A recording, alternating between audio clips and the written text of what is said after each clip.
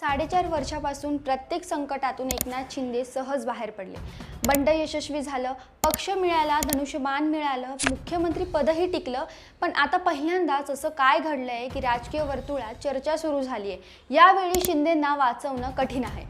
Supreme कोर्टातील सुनावणी, कपिल सिब्बल यांचा आक्रमक युक्तिवाद आणि बदलत चाललेलं राजकीय वातावरण, नेमकं काय घडतंय चला सविस्तर समजून घेऊया। शिवसेना नेमकी कुणाची हा प्रश्न अजूनही सर्वोच्च न्यायालयाच्या दारात उभा आहे। 2 वर्षांहून अधिक काळ हा वाद न्यायालयात सुरू आहे। अनेक सुनावण्या झाल्या, अनेक युक्तिवाद झाले, पण अंतिम निर्णय अद्याप बाकी आहे। मात्र सध्या सुरू असलेल्या अंतिम सुनावणीत घडणाऱ्या घडामोडींमुळे राजकीय वातावरण पुन्हा तापलंय। उद्धव ठाकरे गटाचे ज्येष्ठ वकील कपिल सिब्बल यांनी केलेल्या आक्रमक युक्तिवादामुळे या प्रकरणाला नवं वळण मिळाल्याची चर्चा सुरू झाली आहे। एकनाथ शिंदे यांच्या राजकीय प्रवासाकडे पाहिलं तर प्रत्येक टप्प्यावर त्यांच्या समोर मोठं संकट उभं राहिलंय, पण प्रत्येक वेळी ते त्यातून बाहेर पडले। 2022 मध्ये बंड यशस्वी झालं, त्यानंतर निवडणूक आयोगाने शिवसेना पक्ष आणि धनुष्यबाण चिन्ह शिंदे गटाला दिलं। मुख्यमंत्री पदही त्यांच्या हातात आलं। नंतर विधानसभा अध्यक्षांनीही अपात्रतेच्या मुद्द्यावर शिंदे गटाच्या बाजूने निर्णय दिला। लोकसभा आणि विधानसभा निवडणुकांमध्येही शिंदे गटाने आपलं अस्तित्व टिकवून ठेवलं। त्यामुळे प्रत्येक वेळी आता शिंदेंचा खेळ संपला अशा चर्चा सुरू झाल्या, पण प्रत्यक्षात ते राजकीयदृष्ट्या मजबूत होत गेले। मात्र आता परिस्थिती काहीशी वेगळी दिसते। सर्वोच्च न्यायालयात सुरू असलेल्या अंतिम सुनावणीत कपिल सिब्बल यांनी निवडणूक आयोगाच्या निर्णयावर, विधानसभा अध्यक्षांच्या भूमिकेवर आणि पक्षाच्या अंतर्गत रचनेवर गंभीर प्रश्न उपस्थित केले। त्यांच्या मते आयोगाने केवळ आमदारांच्या संख्येला महत्त्व दिलं, पण पक्षाची संघटनात्मक रचना, पक्ष घटना आणि मूळ संसद संख्या यांचा पुरेसा विचार केला नाही।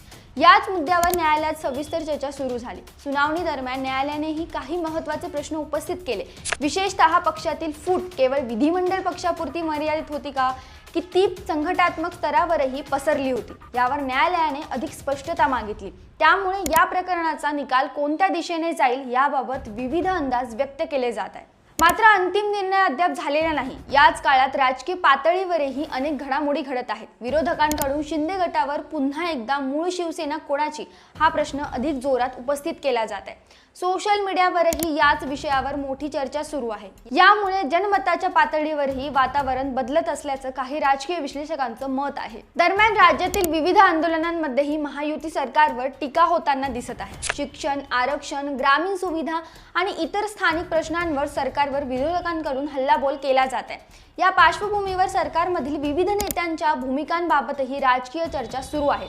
मात्र या सर्व घडामोडींचा थेट संबंध सर्वोच्च न्यायालयाच्या निर्णयाशी आहे असं निश्चितपणे म्हणता येणार नाही। राजकीय वर्तुळात आणखी एक चर्चा रंगत आहे, ती म्हणजे सर्वोच्च न्यायालयाचा अंतिम निकाल शिंदे गटाच्या भविष्यासाठी किती महत्त्वाचा ठरणार। जर न्यायालयाने निवडणूक आयोगाच्या प्रक्रियेवर प्रश्नचिन्ह उपस्थित केलं तर त्याचे दूरगामी परिणाम होऊ शकतात। पण दुसरीकडे न्यायालयाने आयोगाचा निर्णय योग्य ठरवला तर शिंदे गटाची कायदेशीर बाजू आणखी मजबूत होऊ शकते।